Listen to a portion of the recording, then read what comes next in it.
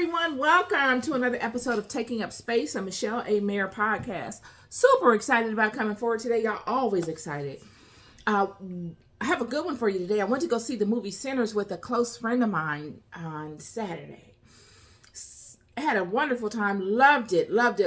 Anyone who has not seen it, go see it. It's a really good movie. Now, I don't want to sit here and make it seem like, it's this, that, and the other, because one complaint I do have is that, and it has nothing to do with the movie, but it is that all the hype around it made me expect so much. I expected something else. And that might just be a me thing, because I'm the type of person, if I hear some things and I'm excited about what I'm hearing, I'll start to create imagery based upon what I'm hearing. And I did that. And, my imagery can go from 0 to 1,000. I mean, like, I got some vivid images that I can conjure in my mind easily. And when I went to go see the movie did not let me down at all. It was really, really good. But it wasn't what I expected in my mind. So I let myself down in that instance, because I had created this perception of the movie based upon my own ideas and thoughts. But it was very good. It was very good. I would see it again for sure. It was very, very good. And one thing about it is that the director, whoever directed I forgot the gentleman's name, he directed the movie, did an excellent job of keeping it unique. Because, I've seen all of these type of movies. I'm a big sci-fi lover. I am a African folk lover. I'm a really cultural type of girl, ancestral type of person. So I love these types of movies. That's my thing. And I've seen a plethora of them. And when I looked at this movie, even though they all correlate in the same vibe, they have the same vibration, it was uniquely itself. It was not mimicking or copying what another did. It did its own thing, even though you can tell that the director had seen many of these types of movies before, and they all kind of align with one another. He kept it genuinely authentic, and that's what I loved about it. It was really, really good. The way that he portrayed Annie is what made it very authentic to me, because I haven't seen a movie that really did that. And it wasn't like she had a lot of screen time, and I was disappointed in that. That was the only thing I really was disappointed in. I told my friend that when we were walking out, I was like, I wish they would have gave Annie more time. Annie and, I don't know which one it was. Was it Smoke or Stack? Stack, the brother. The twins. I wish she would have gave one of the twins, whichever one she was attracted to, they would have gave them more time together, like as seeing her strengths. But the beauty of it was that he was able to capture her strength within that condensed amount of time. He gave more in what wasn't said than what was conveyed, and that was excellent. I thought it was a really, really good movie. I liked it a lot, and that's what leads me into this next segment, and that is just doing you, friend. I woke up this morning with the spirit of doing you on my mind. This whole mimicry thing, it was on my mind, so much so that I went into my Instagram page, and I went and I scrolled and looked at some of my old posts, because I can recall a time when I felt like I had to really fight to do me. Things had come upon me in my life that were looking to make me very afraid. They were pushing me forward.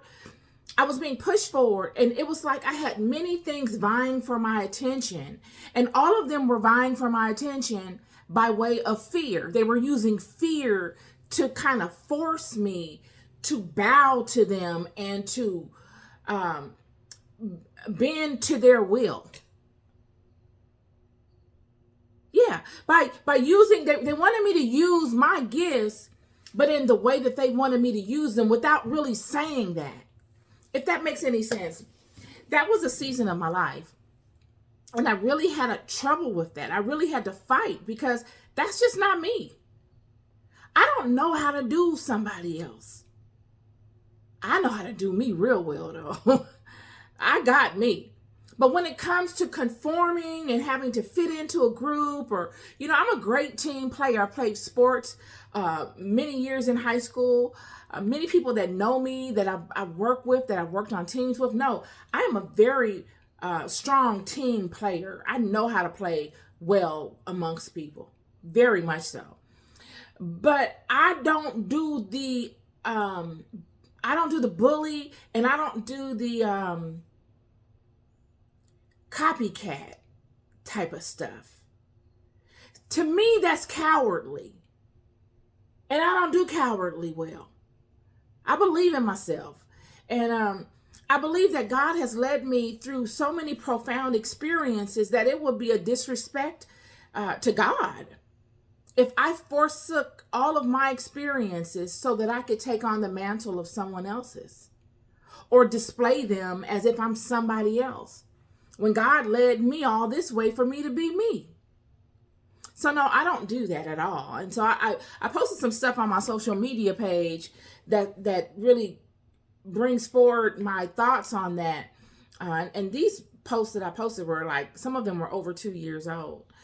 So it's been my focal point. Is just sometimes it's very difficult to maintain your authenticity, because sometimes people really are vying for it, and the enemy has such a power in casting you in a particular light, because that's one of his main tools is to bend the light, or to utilize those that know how to web weaves that bend the light, and they can make you look a certain way unless you conform to them.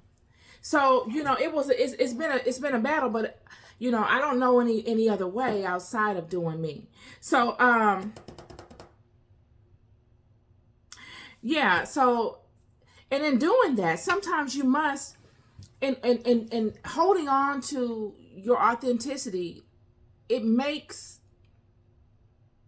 your environment look different. People won't accept you. People will have a feeling behind it.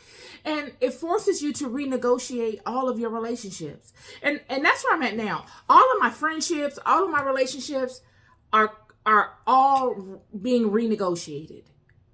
Literally, all of them. All of them. I must have arrived at this place that I'm at today to say that I am currently renegotiating all of my relationships.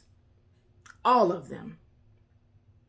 Because, sometimes in your life you must do that, friend. We look and we take into account all the other stuff we take into account. Our money. How much money you got in the bank?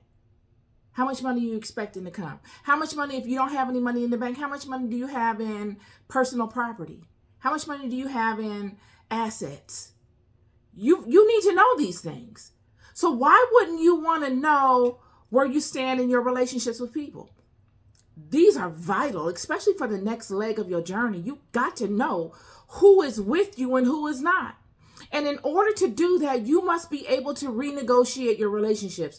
And if renegotiating your relationships, or bringing your relationships to the light that you have with other people, rubs people the wrong way or burns bridges with people, then what type of relationship did you have? Really? Were you just the giver? Were you the one that whenever you were good, you made sure everybody else was good and you poured on all your blessings over to those people? Have they reciprocated that back to you? Have they?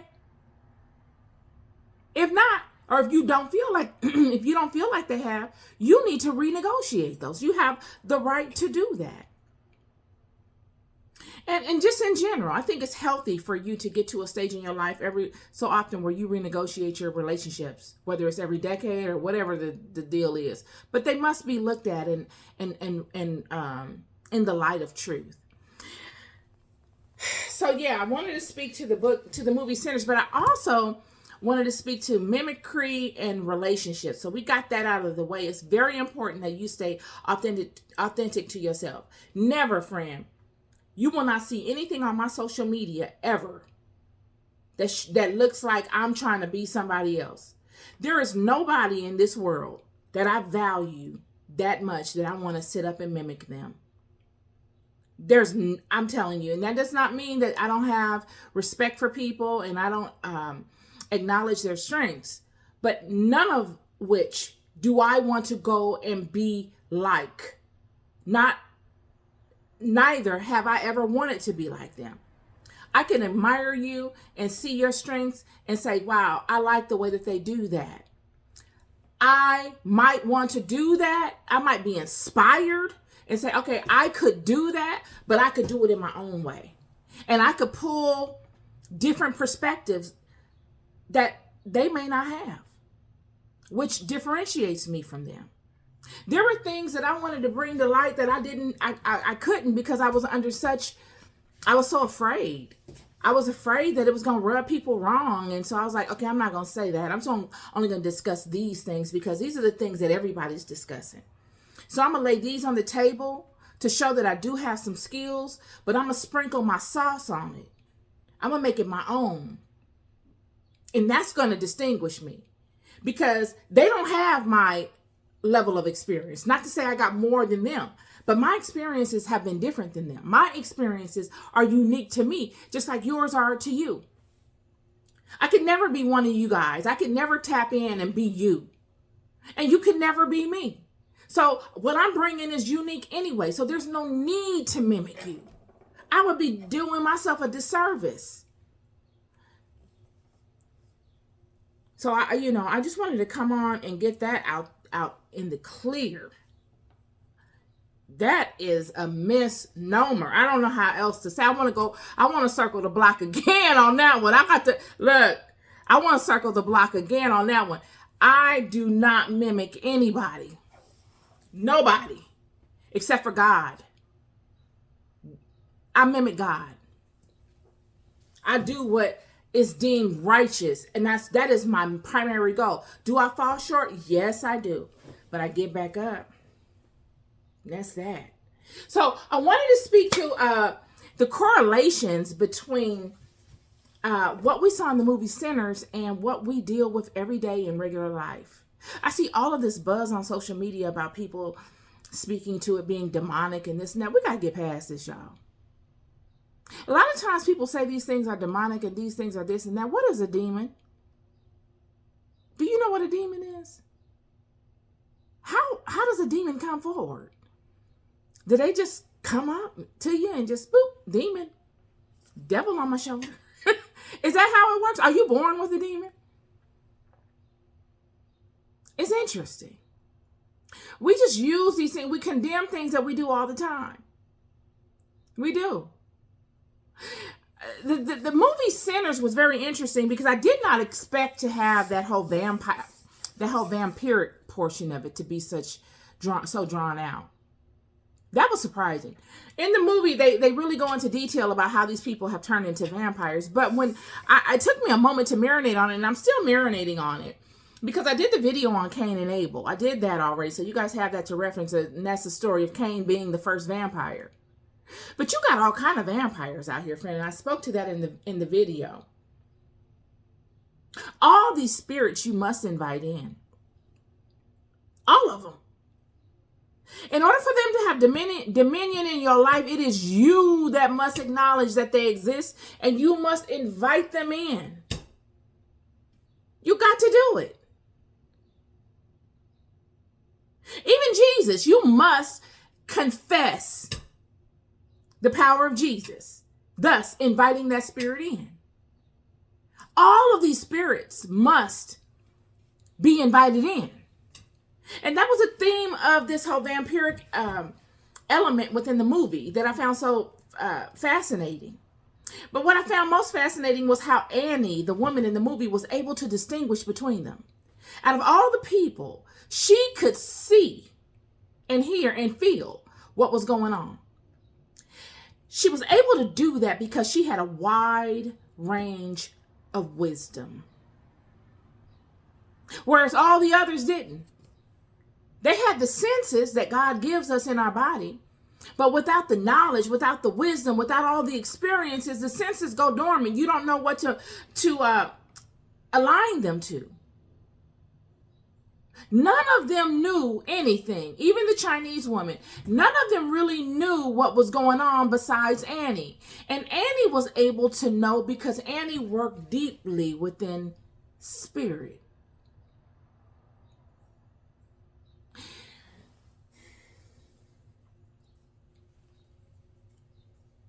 I want to speak to something really quick. And after watching the movie, I had went back to some family member to amongst my family. And the movie, I guess maybe because the movie was so fresh on my mind, I spoke to some personal experiences, which have led me to wanting to, feeling at ease in expressing them to you. I have said this to you all before, and I've said it in my book. I think it's the first chapter or the introductory chapter of the book, that I have looked around, friend, for God all over. I could not tell you that I was able to capture my knowing of God just by reading my Bible. I wouldn't have. I'd be limited. I started off reading my Bible. I would read my Bible and I would get lost in the pages of my Bible when I was younger. My uncle would come after church and he would sit in there and help me understand the word. And I couldn't wait till he came by because I would have all kind of questions. You need somebody to guide you. A lot of things I didn't figure out by myself, but a lot of things I did. But in my early years, I needed guidance and direction. I needed someone that I could bounce my questions off of and that could actually sit down and be patient and answer them for me.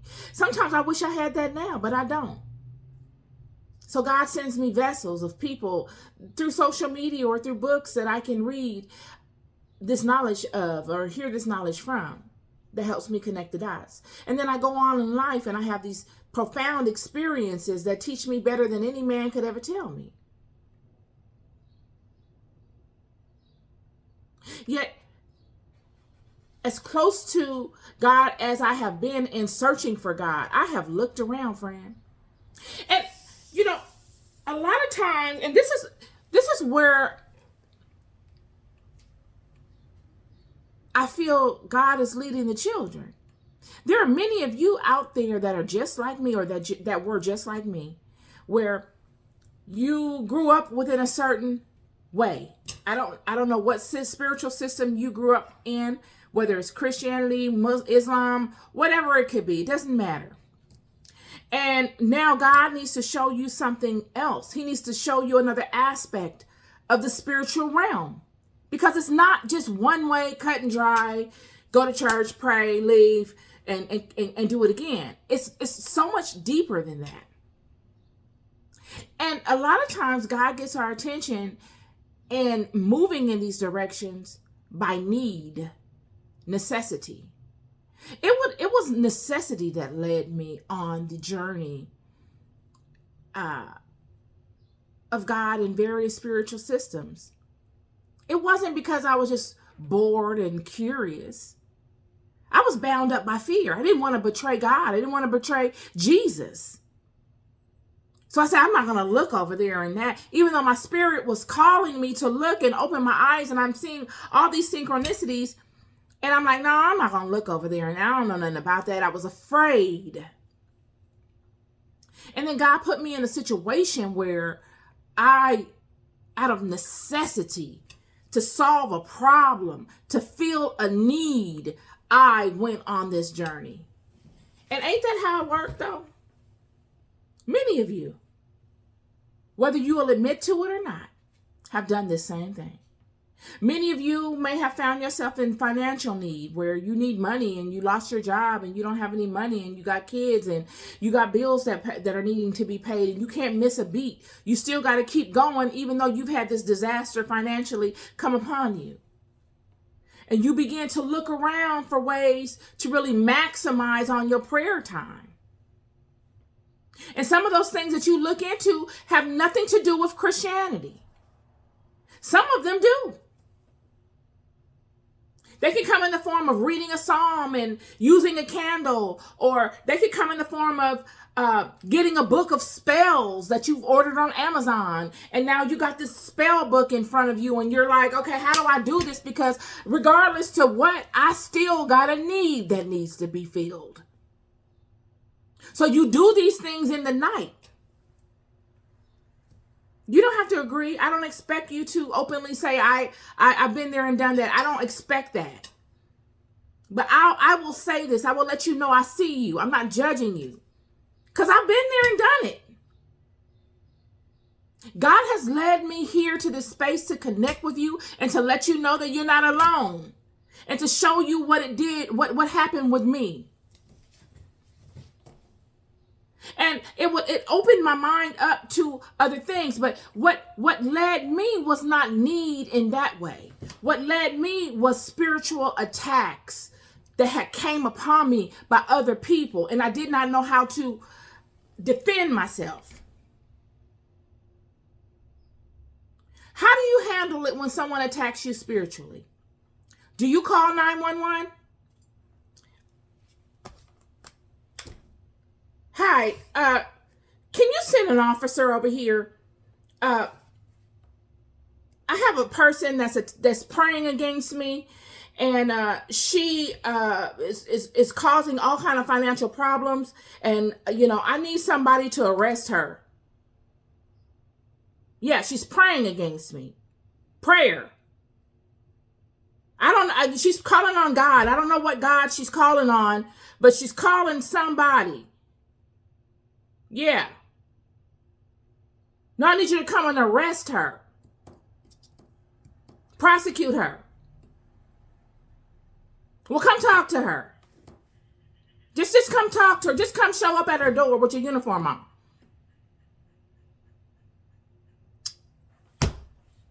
What do you do? They'll come and get you. You call enough talking about that. They'll come and pick you up, friend. But these are real things that pop off in real life. And you know they're popping off. You don't have no way of proving it. It doesn't even have to be that. It could be all kinds of things. The need is what drives you. I'm here to tell you. You could be somebody that believes in one of these various spiritual systems. You could be somebody that comes from a remote part of Central America and you believe in a particular spiritual system. And you let a heavy wind hit you, you'll convert to Christianity.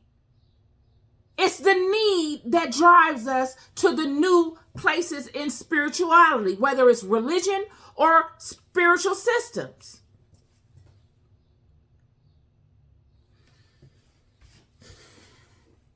And once there, you begin looking around, friend, and you begin seeing correlations.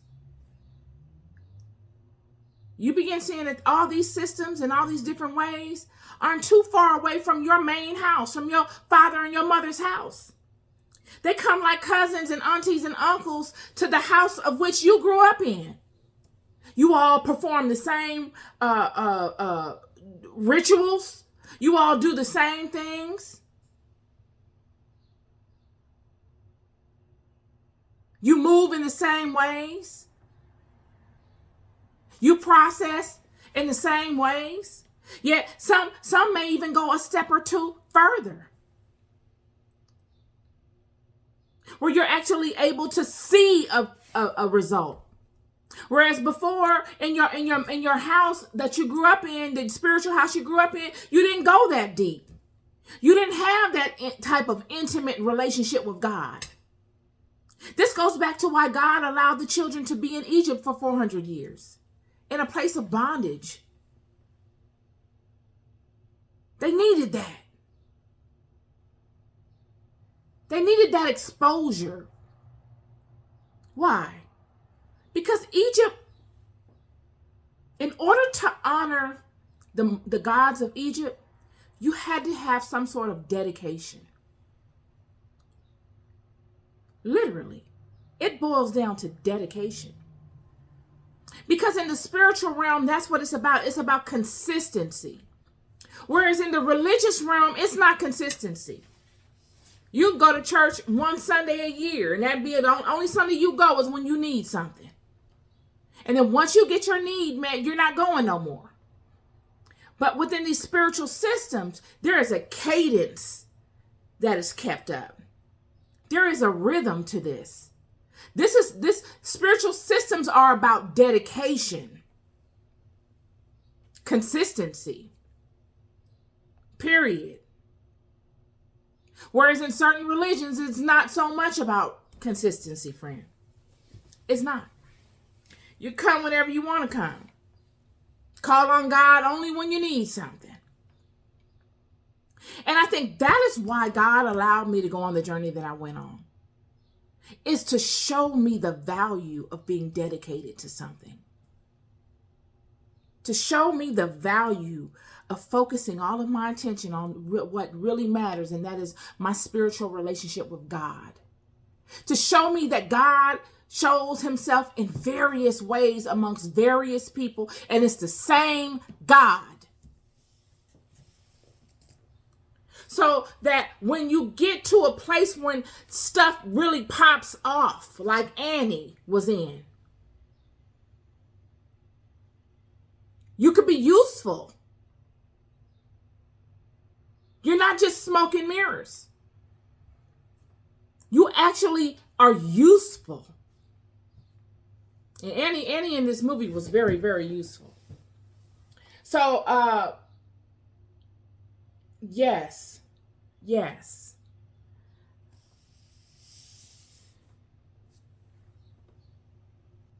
So we've uncovered that it's the plagues that lead us from religion to spirituality, or even spirituality to religion. They're plagues of life, the problems of life, the sudden chaos and the fears of life lead us to these places. Yet, have we really pondered these places before the chaos? Have we? Or are we forced into these places just because we've heard of them? We may have seen them, and we've heard of the power within them, and now we're in a place where our backs are against the wall and we need a result. So you know a friend that could pray for you and do all this type of stuff, and now you're in this. Because I'm here to tell you, these are the things that all correlate to the vampiric energy that I talked about in my last podcast, and that the movie is speaking so generously to. This vampiric energy, this energy of spirit that needs to be invited in, you will seek it out. Usually it is you, or it presents itself to you at a weak time in your life when you need a remedy. Right when things are maybe going up, then you have this problem. Tremendous issue that you need to solve, or something that's going on with your children and you really need a quick response from you. You can't wait on God to, hopefully do it for you. You need it done now. This is how they get you. You need a resolution now. You done lost your job and you was already behind on your rent. Now you done lost your job and you're like, oh my God, what am I going to do? I need it now. So you reach for that thing that you know something about, but you really don't know about it. You know the high notes of it. You know all the benefits of it, but you don't know really much else. And because you're in a I need it now moment, you'll utilize that. You'll invite it in and you'll figure out the rest later. Everybody else seems to be cool with it. I mean, it's working for everybody else. So, you know what I'm saying? And this is how they come in. They must be invited in. You must agree.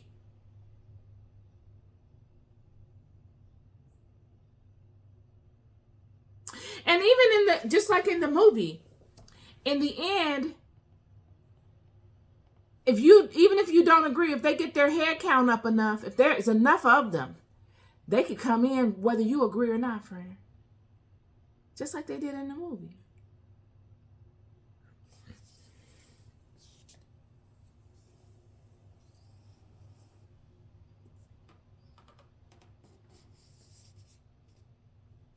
So, very much correlation between all these things. I'm here to tell you.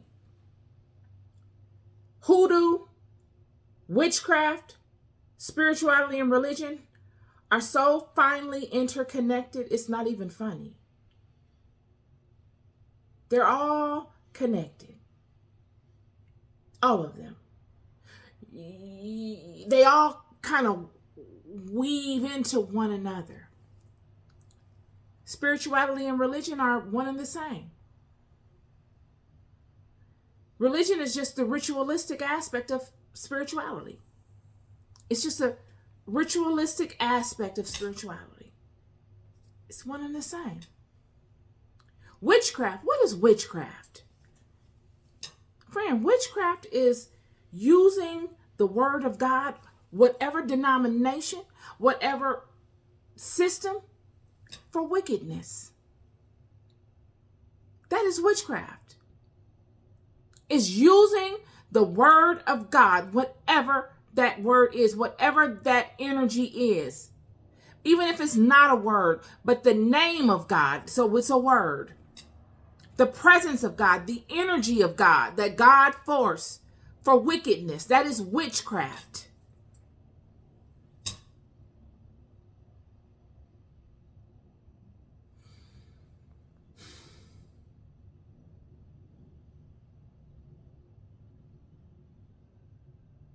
What is prayer? Prayer is using the word of God, using the God energy to petition God to do your will, or to give thanks to God, to communicate with God.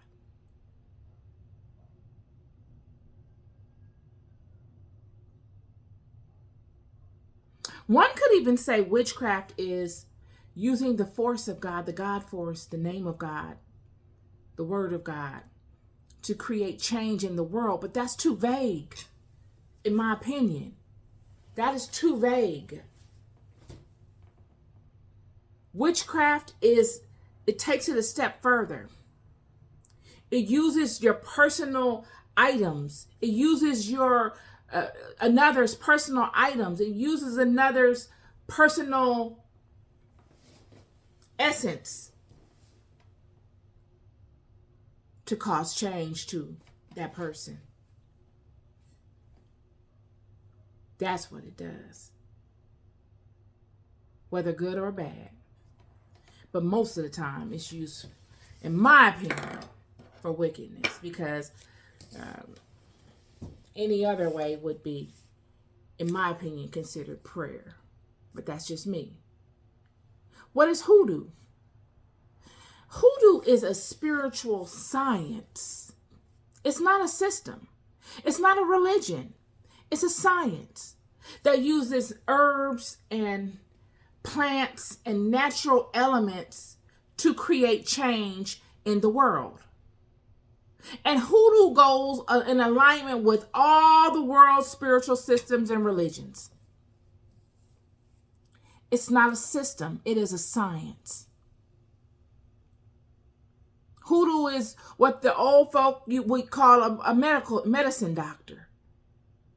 You caught a cold, you go get you something from the lady to give you some cold medicine. That's hoodoo. You need something done because of something that she mixed some herbs together, and you go and you use that along with your prayer stuff that you do. Your prayer, whether witchcraft or prayer. And it adds fire, it adds power to that.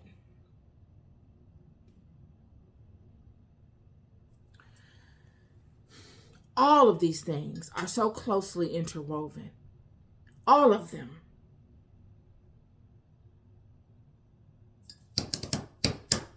Very good movie. Very good movie. Just wanted to give you my take on it. I'm not going to really go into detail with it because I'm still marinating on it.